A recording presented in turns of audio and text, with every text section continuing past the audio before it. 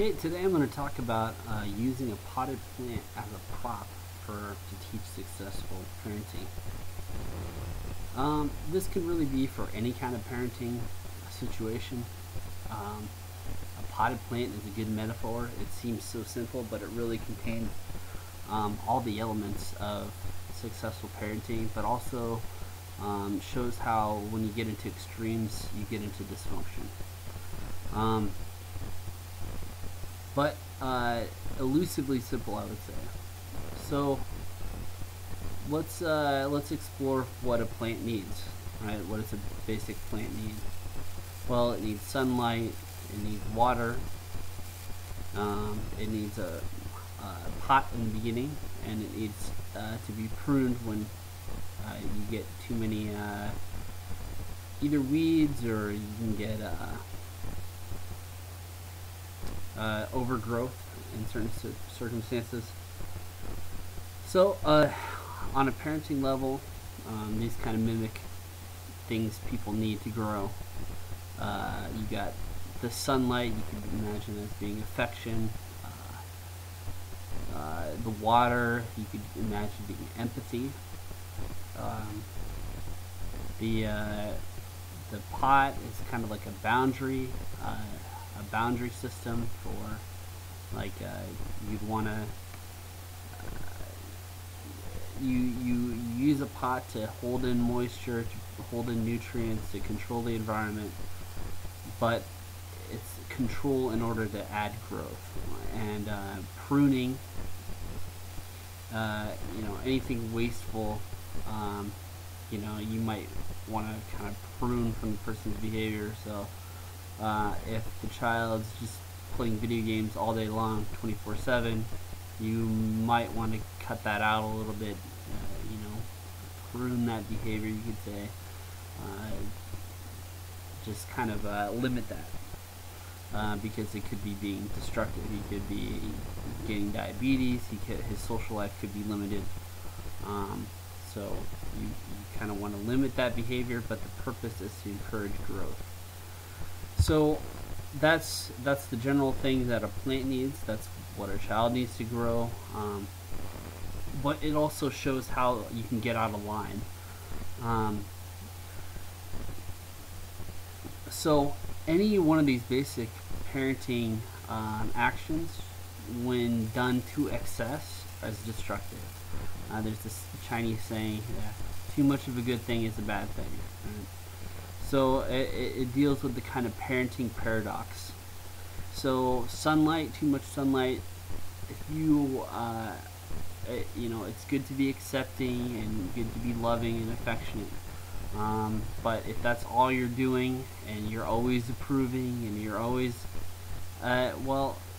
you may not be getting feedback for, the child may not be getting feedback for how he needs to do better and how he needs to grow. If that's all you're doing is giving positive feedback, then, he may not understand where he needs to grow at.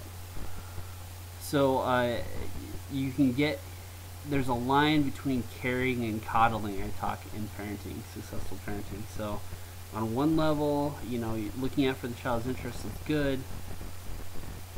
Being a helicopter parent, you could say, or trying to control everything,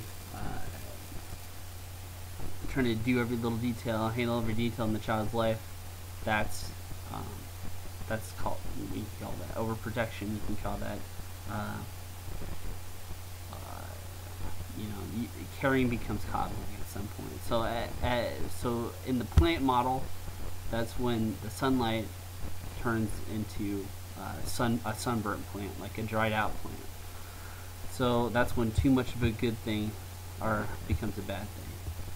Rain, another example. So you could analogize that to be like empathy, these kinds of things. Empathy, when you look at a developmental level, what it's doing is you're helping self-awareness. You're kind of soothing the child. That's fine. You can overkill with that too. So too much water, the plant drowns. Not enough water, it dries out. So it's the give and take. Parenting is a paradox, just like that. Successful parents understand that paradox. Unsuccessful parents go to those extremes.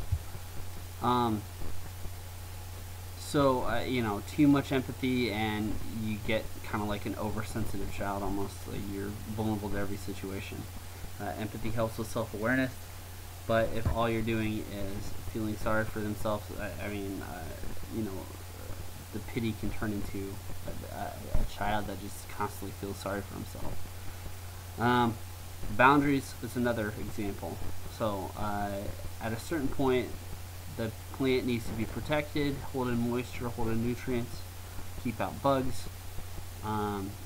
But a plant also reaches a point where it grows too big for its pot, where the pot itself is a limitation. So in order to spread its roots, and it's kind of a paradox, on the one level it protects it, but if the plant gets too big for the pot, then the plant will constrict its own growth. So it will limit its own growth to its pot size. At that point, the boundary becomes a prison, almost, you could say. It becomes a limitation to a growth. Too much of a bad thing, or a good thing, becomes a bad thing. So there reaches a certain point where the pot is no longer necessary. If you cling onto the pot, you know, you're gonna limit the child's growth.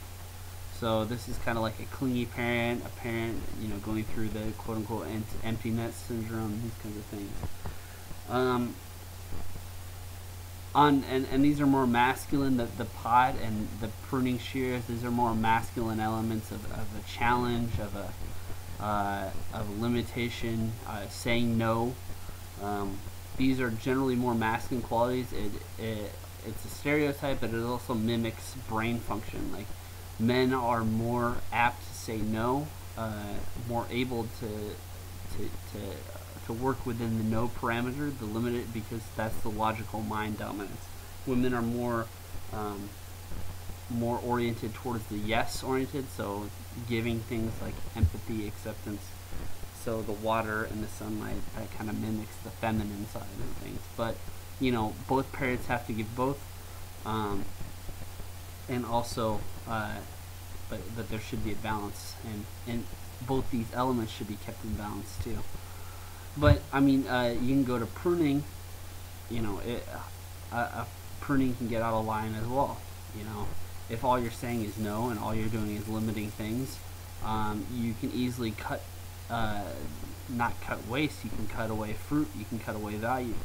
So the child may be using video games to connect. He may be using video games as an escape, as a release.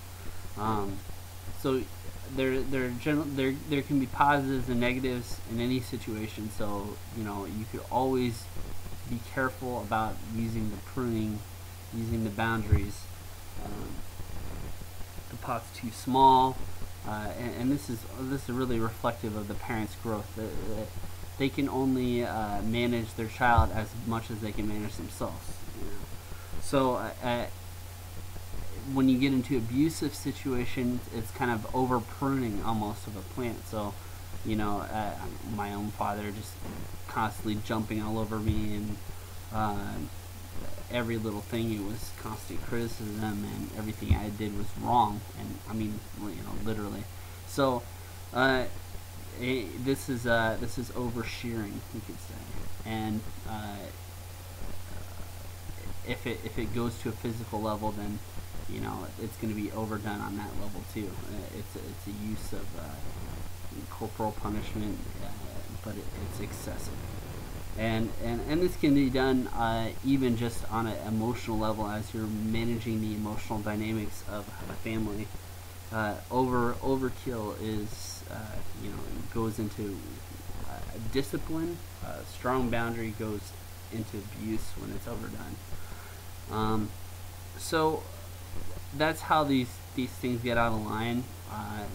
According to this model, I mean, it makes sense, I guess, if you really think about any kind of parenting situation. They generally can have good intentions, but if they don't understand the concept of paradox and the concept of balance at the center of positive parenting, then it can be easy to see how they can get out of line. If you don't understand that at some point caring becomes coddling, sunlight becomes burning, then you may just want to give more sunlight. So to understand that balance and paradox is everywhere, I think is the center of turning a family around. And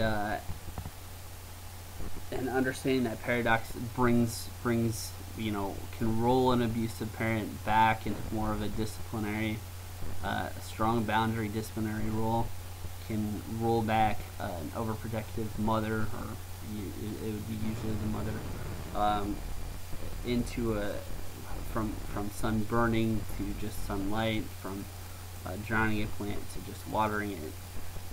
Once it's kind of difficult to conceptualize, but if you have something hard, concrete to anchor it in, you can explain that paradox in every and let them see it in everyday life. So this is why I say use a prop. It's very memorable. It's extremely memorable, and this analogy specifically is one that everybody sees every day and can anchor themselves in your family's mind and your client's mind.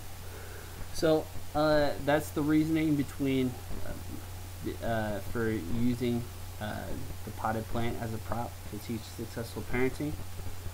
It's just one way to anchor it in something that everybody sees every day, and a good way to teach paradox, to keep parents in balance and to prevent imbalance and all the other problems it causes when parents don't understand that. While they may have good intentions, the results may backfire. And keeping things in balance and keeping things in line is the way that successful parents understand how to run a family, I guess you could say. But that's all for parenting for now, for teaching successful parenting. More on this in the future. I'm going to explore this subject in a little bit better detail in the future. Thanks.